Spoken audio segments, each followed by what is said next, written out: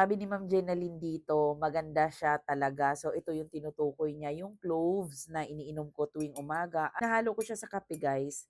Ito yung cloves na iniinom ko tuwing umaga at sa isang tasa na kape ay naglalagay ako ng mga dalawa, minsan tatlo kapag medyo maliliit yung butil. Yung cloves ko na iniinom ko, 100% natural and organic po itong cloves natin na pwedeng ihalo sa mga pagkain, pampadagdag lasa aroma ng mga kinakain natin. Yung pala ay marami din palang magandang benepisyo. Ay yung isa sa mga magandang benepisyo ng cloves sa ating katawan, laman ko yan ay naging interesado ako dito at iniinom ko siya at hinalo ko nga siya dito sa coffee ko. Kung hindi mahilig sa coffee, pwede po nating gawing tsaa lang sa mainit na tubig tapos maglagay ka ng ilang butil po ng cloves sa mainit na tubig at pwede mo siyang gawing tsaa.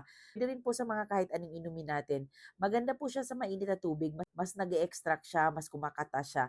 Pero yung iba dito, ginagawa nilang clove water, which is binababad nila ng magdamag, tapos yun naman yung iniinom nila.